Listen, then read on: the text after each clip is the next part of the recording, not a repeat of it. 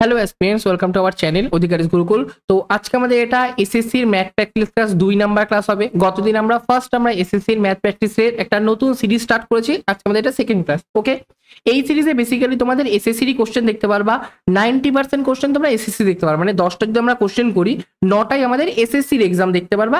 একটা আমাদের এক্সট্রা ধরো অন্য কিছু, কোনো রেলের কোশ্চেন হলো, কোনো ব্যাংকের কোশ্চেন হলো, পিএসসি কোশ্চেন, এরকম মানে 10টার মধ্যে 9টাই তোমাদের এসএসসি রিলেটেড কোশ্চেন থাকবে। ওকে, তো চলো শুরু করা যাক। ফার্স্ট কোশ্চেন দেখো কি বলেছে, যদি 3/5 to the power 3p - 2 is equal to 9/25 to the power 8 into 3/5 to the power -3 হয়, তাহলে 2p + 1 এর মান কত? ফার্স্টে আছে আমাদের কত, এক সেকেন্ড, এটা আছে 3/5 এর পাওয়ার কত 3p - 2 সমান সমান 9/25 আছে, 9কে আমরা 3/5 এটার হোল স্কোয়ার করতে পারি, তার আবার পাওয়ারে কত 8 আছে, ইন্টু 3/5 এর পাওয়ারে কত -3 আছে। আচ্ছা, এটাকে আমরা 3/5 পাওয়ার দুটো গুণ হয়ে যায়, 8 দুগুণী 16 করতে পারি, ইন্টু 3/5 টু দি পাওয়ার -3 করতে পারি। দুটোরই দেখো বেসে 3/5 3/5 আছে, তাহলে এটাকে আমরা 3/5 পাওয়ার 16 - 3 করতে পারি, মানে কত 13। আর বাদিকে আছে 3/5 পাওয়ারে কত আছে 3p - 2। দুটোরই বেশ 3/5 আছে, তাহলে পাওয়ার দুটো ইকুয়াল বলতে পারি, মানে 3p - 2 ইজ ইকাল টু 13 বলতে পারি, সমান সমান, এক সেকেন্ড এখানটা করছি, হ্যাঁ, তাহলে 3p - 2 সমান সমান যদি 13 হয়, তাহলে এখানে 3p সমান সমান 13 আর 2 15 বলতে পারি, তাহলে p সমান সমান 5 বলতে পারি। p এর ভ্যালু যদি 5 হয়, তাহলে 2p এর ভ্যালু কত, 5 দুগুণী 10 হবে, তার সাথে 1 যোগ করলে আমাদের 11 অ্যান্সার হবে, মানে 2 নাম্বার অপশনটা কারেক্ট অ্যান্সার। ক্লিয়ার? বুঝতে পেরেছো? 3p সমান সমান 15 হলে p সমান সমান 3 5 15 5 হবে, তাহলে 2p আমার 10 হবে, 2p এর সাথে 1 যোগ করতে বলেছে, মানে আমাদের অ্যান্সার কত 11, মানে 2 নাম্বার অপশন সঠিক উত্তর। চলো নেক্সট কোশ্চেন। নেক্সট কোশ্চেন একটা সিম্পলিফিকেশন আছে।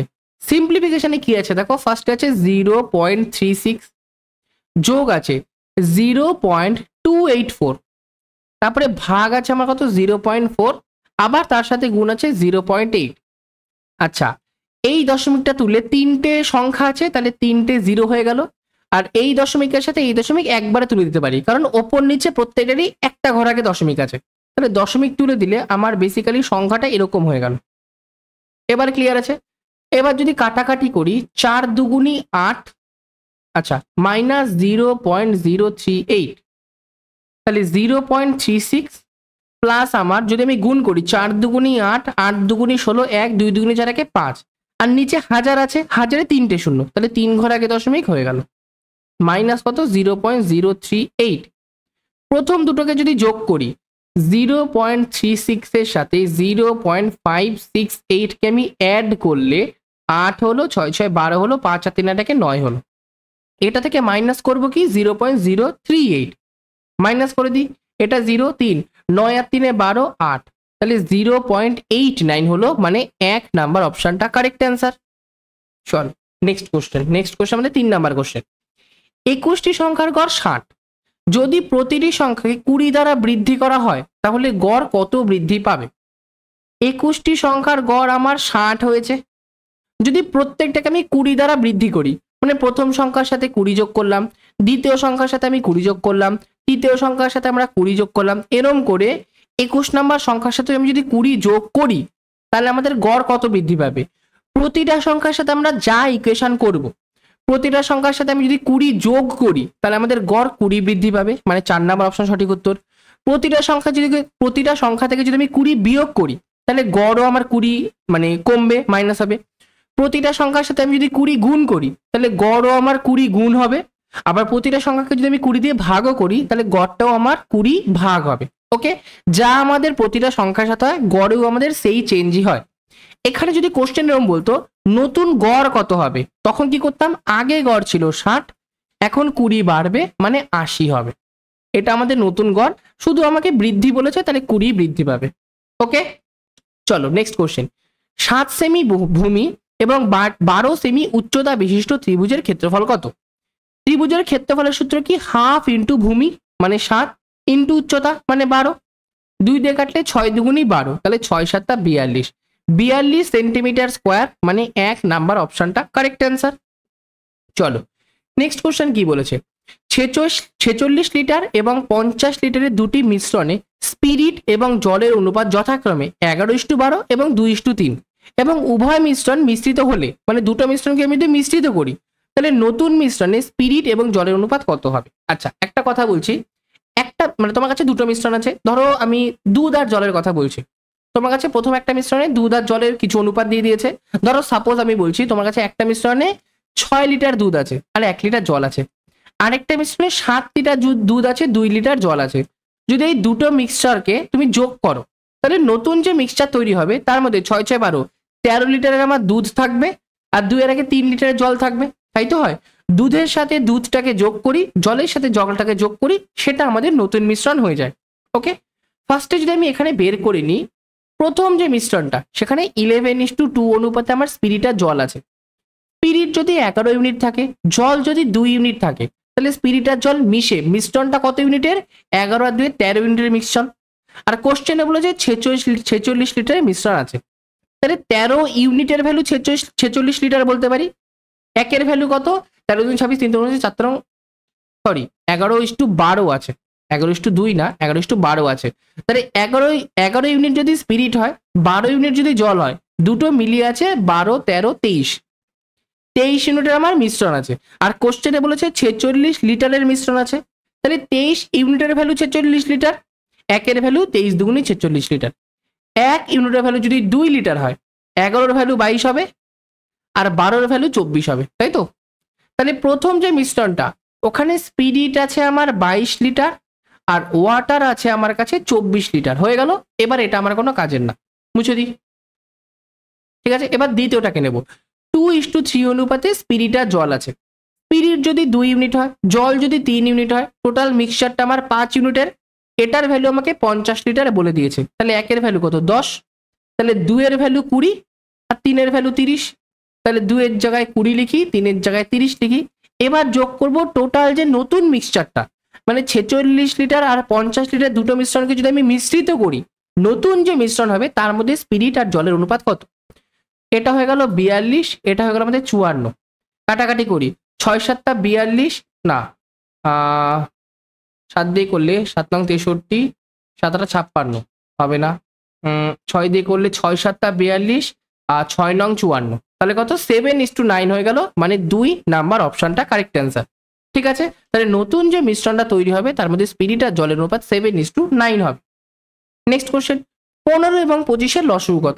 লসাগু বলেছে বেসিক ভাবে আমরা করব, 15 আর 25, 5 3 5 15, 5 5 25, তাহলে অ্যান্সার কত 3 5 15, 5 15 কত 75, মানে 3 নাম্বার অপশনটা কারেক্ট অ্যান্সার। নেক্সট কি বলেছে, এ 2 বছরের জন্য 20% সরল সুদের হারে বি থেকে 3,600 টাকা ধার নেয় এবং এই পরিমাণের 75% সি কে 20% চক্রবৃদ্ধি সুদে 2 বছরের জন্য ধার দেয়।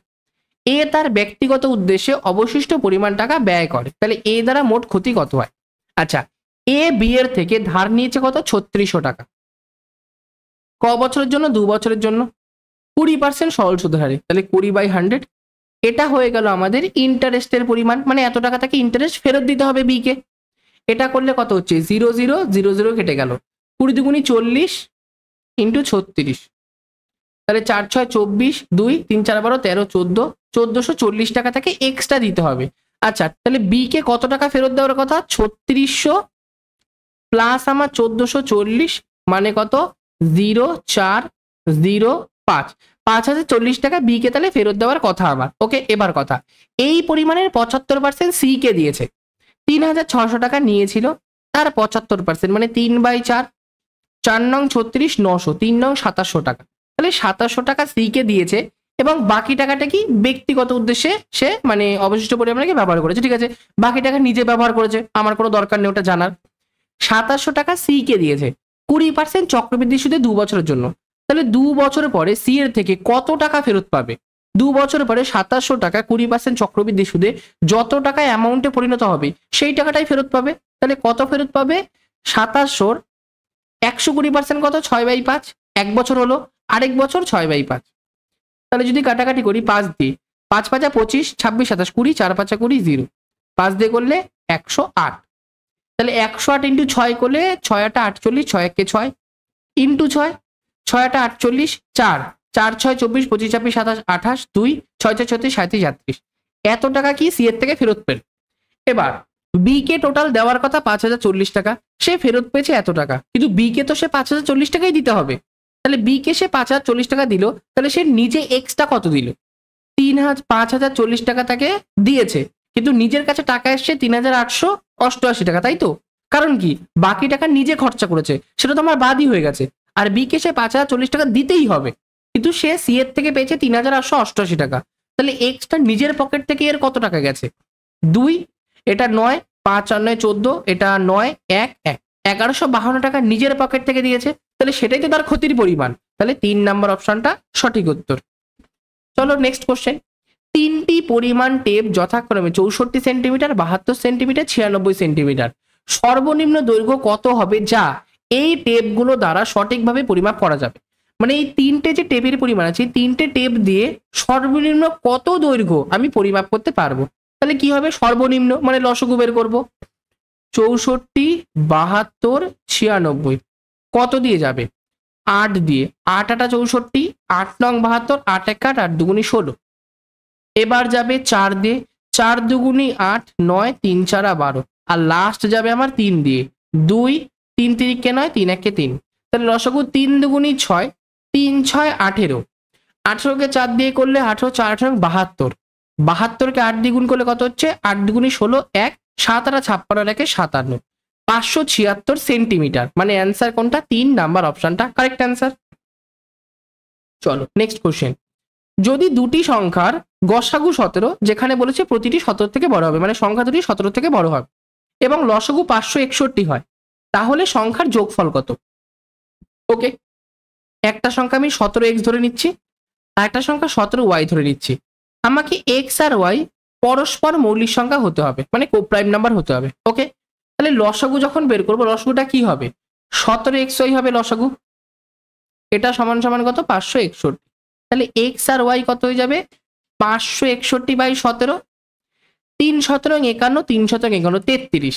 এবার আমার কথা, 33কে এমন দুটো সংখ্যার গুণফল আকারে আনতে হবে যাতে আমার কি হবে? ওই দুটো পরস্পর মৌলিক হয়। কেন?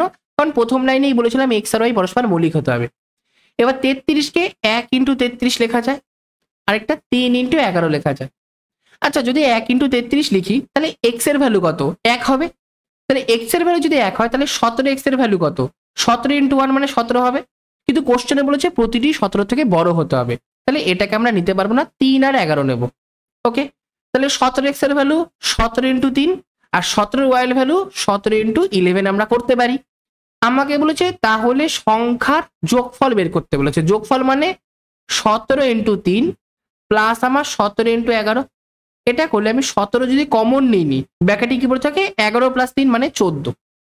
তাহলে এটাকে করলে 17 × 14, তাহলে 17 × 10 করলে 170, আর 17 × 4 করলে 4 7 28, 2 4 1 4 5 6 8 6 6 12 13 3 1 238। তাহলে 238 মানে 2 নাম্বার অপশনটা কারেক্ট অ্যান্সার। চলো আজকে লাস্ট কোশ্চেন করি। একজন দোকানদার 115.20 টাকায় 288টি কমলালেবু কিনেছিলেন। তিনি 50টি কমলা প্রতিটি 70 পয়সা করে বিক্রি করেছিলেন এবং বাকি কমলাগুলো 46.20 টাকায় বিক্রি করেছিলেন। তার লাভ বা ক্ষতি নির্ণয় করো। আচ্ছা, তিনি টোটাল কমলালেবু কিনেছিল 115.20 টাকাতে, তার 50টা কমলালেবু বিক্রি করেছে 70 পয়সা করে বিক্রি করেছে প্রতিটির দাম। এক একটার যদি সেলিং প্রাইস আমার 70 পয়সা হয়, তাহলে 50টার সেলিং প্রাইস কত? 5 7 35, 3500 পয়সা। 3500কে আমরা 35 টাকা বলতে পারি, হয়ে গেল। বাকি কমলাগুলো এত টাকায় বিক্রি করেছে। বাকি কমলা লেবুগুলো মানে কি? 50টা বাদ দিয়ে 288টা কমলা লেবু কিনেছিলেন, তার মধ্যে 50টা বাদ দিয়ে বাকি যতগুলো রয়েছে ততগুলো সে 46.20 টাকায় বিক্রি করেছে। আমরা আর বের করতে পারি না কটা কমলা লেবু বিক্রি করেছে, কত কি হচ্ছে, কিচ্ছু দরকার নেই, বলেই দিয়েছে বাকিগুলো 46.20 টাকায় বিক্রি করেছে। তাহলে টোটাল সে 288টা কমলা লেবু ক টাকায় বিক্রি করেছে? 50টা বিক্রি করেছে 35 টাকায়, বাকিগুলো করেছে 46.20 টাকায়। তাহলে টোটাল বিক্রি করেছে এত টাকায়, মানে 0.20, 6 আর 5 11, 4 আর 4 8, এত টাকায় বিক্রি করেছে। কিনেছিল 115.20 টাকাতে, তাহলে তার ক টাকার ক্ষতি হয়েছে? 115.20 টাকায় কিনেছিল, বিক্রি করেছিল 81.20 টাকায়, তাহলে ক্ষতি হয়েছে, এটা মাইনাস করবো 0,0,4,8 9 10 11 3, তাহলে 34 টাকা তার ক্ষতি হয়েছে, মানে 2 নাম্বার অপশনটা কারেক্ট অ্যান্সার। ক্ষতি হয়েছে 34 টাকা। ওকে, তো আজকের জন্য এইটুকুনি, থ্যাংক ইউ। তোমরা যদি বেসিক থেকে আমাদের সাথে ক্লাস করতে চাও, ফাউন্ডেশন ব্যাচ যদি তোমরা পারচেস করতে চাও, এই যে আমাদের ফাউন্ডেশন ব্যাচ, যোদ্ধা ফাউন্ডেশন ব্যাচ আমরা ব্যাচটার নাম রেখেছি, যেটার প্রাইস হচ্ছে 149 রুপিস, একদম অ্যাফোর্ডেবল প্রাইস আমরা এটা রেখেছি আর কি ব্যাচটা। এখানে তোমাদের কি কি ফেসিলিটি পাবে? এক্সাম ওরিয়েন্টেড অ্যাপ্রোচ পাবে, মানে কোন কোশ্চেনটা কিভাবে করলে পরীক্ষাতে আমরা সব থেকে কম টাইমে করতে পারবো ওরকম অ্যাপ্রোচ দেখতে পারবে। লাইভ কনসেপ্ট ক্লাস পাবে, মানে প্রত্যেকটা চ্যাপ্টারে আমরা কনসেপ্ট ক্লাস আগে করব, তারপরে প্র্যাকটিস ক্লাস করব, তারপরে মিক্সড প্র্যাকটিস ক্লাস করব। ওকে, এখান থেকে তোমরা ক্লাস নোট আর প্র্যাকটিস পিডিএফ পাবে। প্র্যাকটিস পিডিএফ মানে কি, একটা চ্যাপ্টারের আমরা দিয়ে দিলাম ধরো 200টা কোশ্চেন, তোমরা ওটা বাড়িতে প্র্যাকটিস করতে পারবা। আমরা যা ক্লাস করলাম সেই ক্লাস নোটগুলো তোমরা পেয়ে যাবা, হয়ে গেল। ফ্রি মক টেস্ট পাবা, সেকশনাল টেস্ট পাবা, মানে মক টেস্ট দিতে পারবা, সেকশনাল টেস্ট মানে চ্যাপ্টার ওয়াইজ টেস্ট তোমরা দিতে পারবা, সেকশন ওয়াইজ টেস্ট তোমরা দিতে পারবা। ওকে, এখানে বেসিক থেকে অ্যাডভান্স ম্যাথ পারবা। বেসিক মানে একদম নাম্বার সিস্টেমের 1 2 3 4 থেকে শুরু করে অ্যাডভান্সের জিওমেট্রি, মেনসুরেশন সব কিছু তোমরা ক্লাস এখানে পেয়ে যাবা। এই ব্যাচটা কাদের কাদের জন্য সুবিধা? যারা এসএসসি এক্সাম দেবে, যারা স্টেটের যে কোনো পরীক্ষা দেবে, আর রেলওয়ের যে কোনো পরীক্ষা দেবে, এদের জন্য এই ব্যাচটা সব থেকে ভালো। ব্যাংকের জন্য বলবো, ব্যাংকের তোমাদের 70 থেকে 75% বা 80% কনসেপ্ট পুরো কভার হয়ে যাবে, কিন্তু ব্যাংকে তোমাদের মেন তো প্র্যাকটিস। ব্যাংকের প্র্যাকটিস একটু আলাদা লেভেলের প্র্যাকটিস, তো ব্যাংকের প্র্যাকটিসটা হবে না। যারা নর্মাল তোমাদের মানে পুরোপুরি বেসিক ক্লিয়ার নেই কিন্তু ব্যাংকের প্রিপারেশন শুরু করছো, তারা ব্যাচটাকে নিতে পারো। শুধু ব্যাংকের জন্য বলছি, যারা একদম ভাবে বেসিক জাস্ট জানো না, জাস্ট সিলেবাসটা জানো, পড়া পড়া স্টার্ট করতে চাইছো, তারা ব্যাংকের জন্য এটাকে নিতে পারো। কিন্তু বাকি যদি বলি, এসএসসির 100% কভার করা হবে, স্টেটের যে কোনো এক্সামের 100% ম্যাথ কভার করা হবে, রেলেরও 100% ম্যাথ কভার করা হবে। তো যারা নিতে চাও, নিচে যে আমাদের এই যে হোয়াটসঅ্যাপ নাম্বার আছে, এই নাম্বারে তোমরা কন্ট্যাক্ট করতে পারো। এই নাম্বারে কন্ট্যাক্ট করলে আমরা আরো যদি তোমার কিছু এক্সট্রা ডিটেলসে জানার থাকে আমরা তোমাকে জানিয়ে দেবো। ঠিক আছে, লিমিটেড সিট আছে, যারা নিতে চাও তাড়াতাড়ি এটাকে এনরোল করে নিতে পারো। ওকে, যদি সোশ্যাল মিডিয়াতে আমাদের ফলো করতে চাও, সোশ্যাল মিডিয়ার লিঙ্ক আমাদের ডিসক্রিপশনে দেওয়া আছে, ওখান থেকে তোমরা জয়েন করতে পারো। মক টেস্ট দিতে চাইলে এই যে মক টেস্ট, এখান থেকে তোমরা মক টেস্ট দিতে পারবা। ওকে, তো চলো আজকের জন্য এইটুকুনি। ক্লাসটা ভালো লাগলে প্রত্যেকে ক্লাসটাকে একবার লাইক করে দেবে। চ্যানেলে যদি প্রথমবার হয়ে থাকো অবশ্যই চ্যানেলটাকে একবার সাবস্ক্রাইব করে দেবে। Thank you, keep supporting, keep learning.